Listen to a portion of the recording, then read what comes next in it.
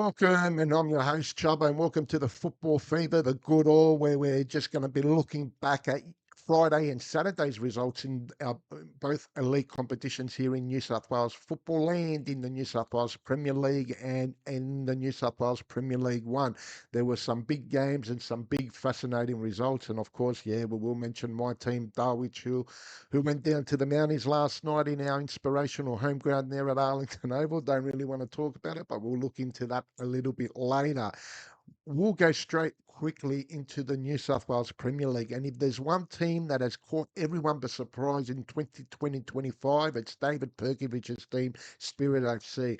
Last year, we're really struggling in the competition.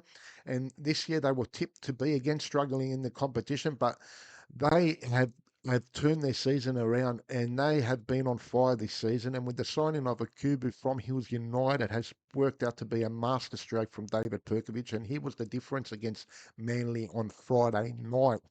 So, like I said, that was a top of the table clash, first playing third spot there. And Spirit FC winning their 1-0 just has kept their march in this competition. They've opened up a 5 point lead after 7 rounds. Very impressive stuff there from David Perkovic's team at Spirit.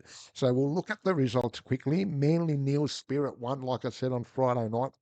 Ray Antonio has continued his scoring form from after a long time being the partner there to Urasevsky at Rockdale City Suns with a goal, and they got the 3 points, beating Wollongong City there 2-1. Mount Druitt would be disappointed at home coming up from NTL 1 last season, trying to stay in the competition. They went down to St George City 1-0. Apia sent the Wanderers for 6, and that'd be a huge relief for Franco Parisi's team. They've been a little bit inconsistent this year, but the Wanderers have all been disappointed there in the sitting in the bottom of the league ladder at the moment. Sydney Olympic, Labby Halides teams seem to be very inconsistent. Another team we say a lot of inconsistent teams, and Olympic Labby Halides team is one of them. They went down to Sydney FC Youth 2-1, and it hasn't sat well with the local fans down there. And Rockdale bounced themselves back to a big win and a little bit more consistency. Still finding their feet, Rockdale, but have moved up now in second on the ladder with a big win over Blacktown City 3-0. Speaking of the table, like I said, Spirit have opened up a 5 point gap now to Rockdale City Suns. They're on 19, Rockdale City on 14. Marconi, the champions, they've got a big game with Sydney United this week and could go back to second on the table. They're playing Sydney United this afternoon. They're on 12 points. Upi's on fifth on 11, and Manly round up the top six on 11 points. The bottom two clubs at the moment are the two A-League clubs, Central Coast Mariners and Western Sydney Wanderers. And Mariners have got a huge game with Sutherland today. So we look at the fixtures today. Like I said, two of Australia's biggest clubs, champions of Australian football back in the old National Soccer League, is Sydney United taking on Marconi Stallions. Peter Tsakenis' team has been very consistent again this season after winning the competition last year and could propel themselves into second spot with a win over Alidenza Park. And I feel they will be too strong for Ante Urich's team today. I think Marconi will get the bickies there today. Sutherland Sharks, they've got an important game today. They've got a huge important game. They've got a huge important game against Manly. Sorry, Manly against Central Coast Mariners. Both teams, Sutherland have been a little bit inconsistent after a great start to the season. They've had a few ups and downs of late, so they'll be looking to bounce back at home to a Central Coast Mariners team who's also struggling down the bottom of the ladder. Let's turn our attention now to my competition, the competition that I do coach in the New South Wales Premier League 2 competition. And overnight results we had Uni New South Wales 2, Rydalmere 2, the Northern Tigers. They've had two great back-to-back wins, and they've put the Campbelltown region and Macarthur region in the Rams. They're really struggling, winless for 2025 so far, down the bottom of the table. Northern Tigers too strong. They're winning 3-0. Bonnyrigg and SD Raiders who've been leading the competition, been on fire this year, were held to Bonnyrigg in a 1-1 draw. The battle of the A-League clubs saw the Bulls Academy 1 and the Newcastle Jets 1.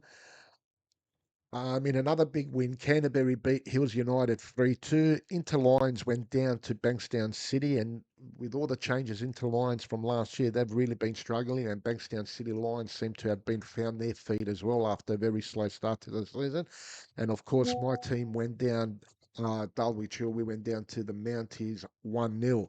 So the table at the moment now sees the Northern Tigers in the MPL1 competition. They're leading the competition on 16 points with the SD Raiders, who have played a game less.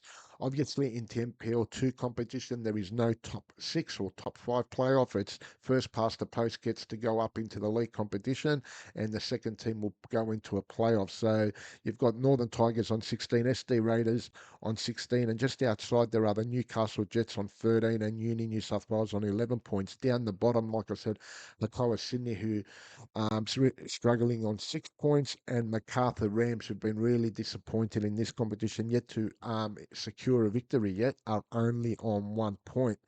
So that's pretty much the wrap from both competition, from both games overnight. So, like I said, if you're out and about with the Socceroos, I've got a huge game coming up with China and with the A League, no A League games. Get out and support your local clubs. These volunteers, the coaches, the people, they put great efforts in the club, and you've got some great games in the MPL competition, especially in the New South Wales Premier League One competition and in the league competition. Today, this afternoon at Edenza Park, a cracking game, Sydney United versus Marconi. Get out, support, get out, go to a game. You'll find you'll enjoy yourself. Get have a snag on the barbecue, get a drink, and you'll have a great time. It's really entertaining football out there, and you'll see some of the upcoming superstars of our game. Also, that's pretty much the wrap for Football Fever and the New South Wales Premier League. We'll be back with a wrap for that competitions next week and the good all.